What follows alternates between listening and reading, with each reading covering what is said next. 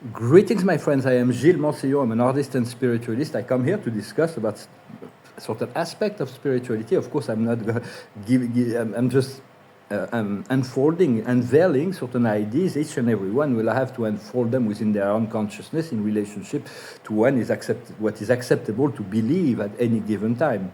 But I'm trying to offer a perspective of clarity in relationship to some of those things that of the spirit realm that I have been investigating and discovering as many decades past.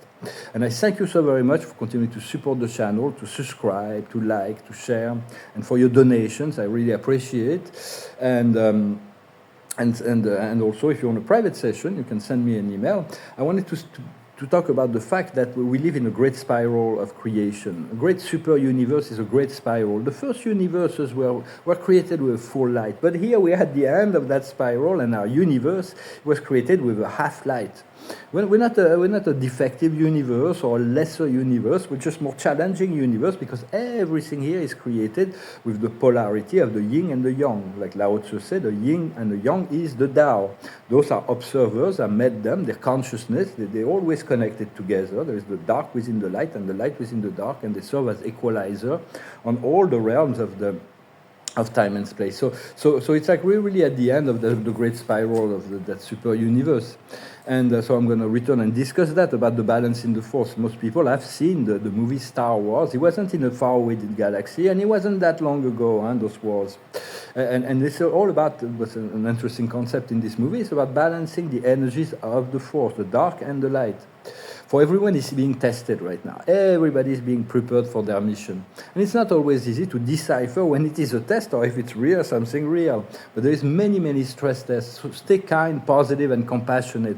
Then you master the test, regardless of the situation. Some of the situations are very delicate to handle, so do not judge yourself if you fail a test as well. But there is a lot, we're all being prepared in relationship to the mission that our soul and our spirit and God has assigned us. And there will be very different kind of mission. Right now, there's this balance of we need to balance out the positive and negative.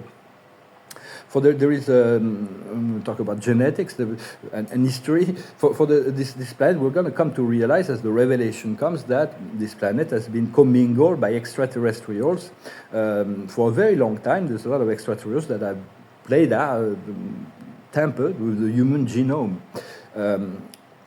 And there is a long history. Please do not label reptilians as negative or Anunnakis as negative. For there is positive in Anunnakis aspect, and there is ascended reptilian as well, and loving reptilians. So do not associate them. And there is Pleiadians that are completely in the dark as well. So just don't. There are very few, but everything will be balanced at the end. So I wanted to talk about blood, the bloodlines, There is those who have negative blood ratio and positive blood ratio. If you have a negative blood ratio and you turn to light and love and compassion, you're doing an immense service to the balancing of the force. But it's so much easier to feel compassion and to have compassion and love when you have a positive, like or A+ positive. It's like a direct line to Pleiadians' Adamic blood. But all of it is all about balance and equilibrium. And we'll see that all the corrupted leaders are going to be exposed, they're going to be judged, and they're going to be removed. But if you looked at all those corrupted people, you'll see that they have O negative or A negative blood types. Because it's like most of those, like I said, if you have that, it's like, and you turn to light and love, it is so wonderful. It's like the more power to you. But a lot of those people are completely cold-blooded. They have no compassion, no understanding of anything but their own power. And so they will... But they're not going to be there for very long, and then we're going to start a free world. But it's all about because we're all one. Everything is connected to the one, and we all the creator. Some have already, a lot of the dark leaders have already been arrested and put aside. But as soon as by the white hats, the ally of humanity, whatever, the positive force of the planet. But as soon as that happens, the dark forces of the happen have replaced them by clones. So it's like they're more controllable, and so. With all of that will come into the light. But even if we need to put on trial the clones so the humanity knows that's what will happen, But the truth, the whole truth will be revealed. But right now it has to happen step by step because most won't be able to handle the truth. It's too much. For there is this very long-standing history that will be revealed, as well as all the implication with the many, many extraterrestrials. Some were negatively oriented, others were positively oriented, and some were quite neutral. And all of that, this recorded history, will be revealed at some point, and we'll personally, I'm going to soon we have to enter into this human stage, the forefront of consciousness, the limelight. And I know I'm going to need to meet all the elites, the dark and the light. And for that, I will always be polite. I will be inclusive. I'm not gonna be in the judgment thing. I will come into that process with lucidity and keeping my sovereign authority as a creator in the service to the whole. For each, we are all on a unique mission here, and mine is very, very unique. Because I'm being called to be a referee. So it's not. So it's like referee is neutral, right? It's like, but so it's like it's all about being inclusive. Yet I'm following the plan of the Creator for the freedom of this world. That's a given. For the nature and the test of the preparation that we are going is relative to the mission that we are being prepared for. So it's, some people will be led to be leaders. So other people will be teachers, others will be healers, others will be spiritual warriors, peaceful warriors, others will come to bring about new technologies. I have a friend who's like very much into bringing new technology into the world and trying to support him, to help assist him on the spiritual plane. It's very much about that, and it's like this thing. Try to make a better world through technology, but technology has its limitation if we don't tune into the spiritual side. For our universe was created with this polarity of yin and yang, and we need to blend in this harmony. It's like a yin and a yang is the Tao, and they have to come to the state of harmony. And everything is polarized in this universe, and everything is seeking harmony. And so our goal and our mission is to elevate our consciousness to the pure realm of spirit, then descend with that light, with that understanding, with that knowledge into the world of polarity, in order to bring back the energies into the force. So we are serving the whole universe of the Creator when we align with the company of heaven and the highest good of all. The highest good of all doesn't mean we're against anything. It's the highest good of all. Sometimes the highest good of all means to remove certain elements, but that's the will of God. God will know what to do, when to do it. But when you're working for the highest good of all in your intention, you are aligning with the whole company of heaven. You are doing the will of God. Sometimes in a way that's not so wise, so the law will still reflect us, so we gain wisdom in relationship to how do we apply this will of God, this highest good of all. Because everybody thinks he's doing, a lot of people unconsciously think they're all doing the highest will of God. It's like, but it has to be in a non-brutal way, because if you have to use force and brutality to impose your will upon others because you think it's the highest good of all, then you're not in alignment with the love of God. So for it's like also when you see a situation that was 90% positive, it's like never 100%. There's always something to learn. And then all of a sudden it becomes 90% positive with 10% that remains undone. Rather than complaining and blaming and all that it's not 100% positive, just be in the gratitude of the progress. Because blame and condemnation will always bring the energy down. Gratitude and appreciation will always elevate the frequency. So celebrate every step. And move out of the labels, and like it's very difficult to move out of the labels. We label all things like this is that, this is good, this is bad. And it's like this is the ego who wants perfection. It's not the soul and the spirit, and God knows the balance already. It's like we're not.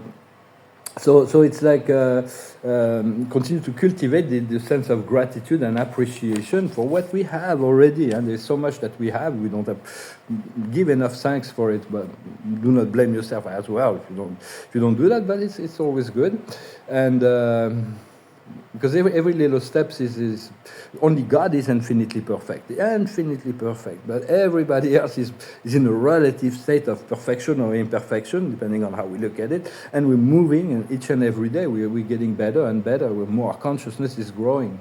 So we talked about that. For it's all about the progress of our consciousness. It's not about material thing or physical success or fame or glory. The glory comes to God at the end. That's what is the one who has made it all possible. And it's all about the progress of consciousness. But at some point, it's going to manifest in the physical world. And everything is about augmenting our lucidity, our compassion, and our courage.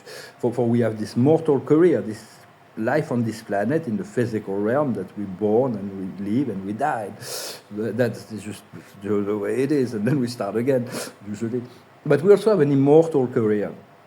And so it's very important to be conscious that slowly but surely we are integrated a higher aspect of the self, higher frequency of the self, to accept that and to integrate that and to trust. When God reveals you something, you have to trust it. Sometimes I doubt. God reveals to me the wonderful things about my true nature, and it's like, well, yeah, you say that, but what do I do? Who am I? Well, I'm not who am I, but I don't really experience that all that much, but God already sees what is coming, and He sees all our intention. There is nothing that can be hidden from our Creator. So I was feeling a bit nervous today. I thought it was because of the great shift that is before me, but I think it's because the loss of those soul connections. I have to accept and harmonize with the loss of those deep soul connections. And only God knows the in and outs of why the experience, and told me that soon it will be clear. So sometimes we don't understand all of it, why we have to go through certain things that could be painful. But there is growth associated to it, and continue to cultivate your patience, your trust through your faith, and your sense of receptivity, and then follow that as much as possible. Well, I hope this message was interesting for you. I thank you very much for listening. I'm going to pull a few cards and sing a song, and I'm ready. I'm getting ready for this great big turn, and then for the soul connection, they will come if they come. If they don't come, then they don't come. It's like everything. Whenever there is a loss, rather than complaining about the loss, understand it's making space for something new, something maybe better, and. But if something that's meant to be will be. Yeah? So it's also just trust that and align with that. With your deepest insight. The card of the day is the vessel. Great voyages, great adventures, crossing the great waters. I see a few oracles for the day. With the mix them a little bit more. And the observer of the day is a deep knowledge. This deep knowledge can continue to cultivate this sense of knowledge, of deep knowledge, what comes from your intuition, your higher self. What is the highest wisdom is here and now. Each moment in the here and now is precious. It's like, but we're balancing out the past and the future, the expectation of the future, the integration of the past. Everything in the past are already challenged, we already passed. If there are challenges, they will be in the future. So it's like, because people have like we're not always very clear about the ins and outs and the totality of our experience, because we're moving and then we forget a little bit what memories it comes in a very organized way. Sometimes it's surprising what memory comes in at any time, but there's always a reason, a sense for it. What we need to understand is to be the neutral observer, to be neutral, to achieve divine neutrality. What we need to do is the house cleaning. So we need to do this house cleaning, and both within our own life and on the planet. And the outcome is the orphan, to accept the certain loss, the loss of connection, the loss of the 3D. A lot of things in the 3D will be are painful to let go. Huh? It's like so we feel a bit lonely, a bit isolated. But then we're going to start progressively reconnecting to the higher plane, and we see it's so much better up there. At which point we have to follow the signs, and the signs, the intuition, the message in the bottle. And then we're going to be moving into the co-creative process. We're going to be fully in our power and understanding we co-create with every thought, every word, every deed, with everybody. And the Creator is our prime creator. He is the prime partner in this creative process, because he's involved with all beings and all things. Well, I hope this was interesting for you. I thank you very much for your donations. I thank you for supporting the channel. I'm going to sing this song. It's a song that says, I'm going to find my way home. The home is where the heart is. It goes like this. You ask me where to begin. Am I so lost in my sin? You ask me where did I fall? I say I can't tell you when, but if my spirit is lost, how will I find what is near? Don't question, I'm not alone. Somehow I'll find my way home. My sun shall rise in the east, so shall my heart be at peace. And if you're asking me when, I'll say it starts at the end. You know your will to be free is matched with love secretly, and talk will alter your prayer. Somehow you find you are there. Your friend is close by your side and speaks in far ancient tongue. A season's wish will come true. All seasons begin with you. One world we all come from. One world we'll melt into one. Just hold my hand and we're there. Somehow we're going somewhere. Somehow we're going somewhere. You ask me where to begin. Am I so lost in my sin? You ask me where did I fall? I'll say I can't tell you when. But if my spirit is strong, I know it can't be long. No question, I'm not alone. Somehow I'll find my way home. Somehow I'll find my way home. Somehow I'll find my way home. Great song of John and Vangelis. For it's like it's really sometimes we don't realize it, but we're really progressing and moving forward with every day, each and every day. I wanted to say that the more we realize that our true abundance comes from the love and light we are producing. Because we're moving toward the fifth dimension, but it will be a sub-level of the lowest level of the fifth dimension when we arrive there. Then we'll have so much to integrate to reach but we can already, with our intention and consciousness, reach our pyramid of light, crystal pyramid of light on the upper plane of the fifth dimension, and it is like a cosmic bank account. Up there, all the love and light that we produce is being accumulated there, and that's where our abundance will come from. This is what will create the freedom for the world as well, once there is enough love and light on this upper plane of the fifth dimension. The observer of the day is forgiveness. For me, I have to forgive my soul connections for leaving me. Yeah, it's really hard because it's like so deep. But sometimes people are in their mind. They're not so much in contact with their heart. So we have to forgive them. They will take time and they will realize later. Maybe it's like be too late, but at least they will know that what the heart connection was real, true. It's all about timing. If God wants something, timing comes. So what we need to understand is complementary. For me, the soul connection was a good complement for me. But we will find all the complement. We're complementing the world, and the world will complement us. What we need to understand is the solution. What is the solution? Einstein used to say, to find a solution, we have to remove ourselves from the problem, because it is the mind who created the problem is incapable of finding the solution. We have to liberate the mind, the problem created by the mind, and find the solution from above. In many ways, it's my take. What we need to do is the judgment, to be fair, to be just, to be compassionate, to be neutral as much as possible. And when you're lucid and compassionate in relationship to something, you can judge. But if you're not, the karma will show you. So just be careful with your judgment. Just be flexible.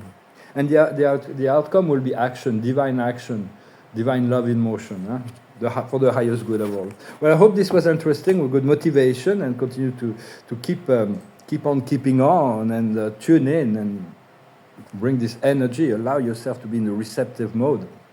And I wish you a wonderful day. Namaste.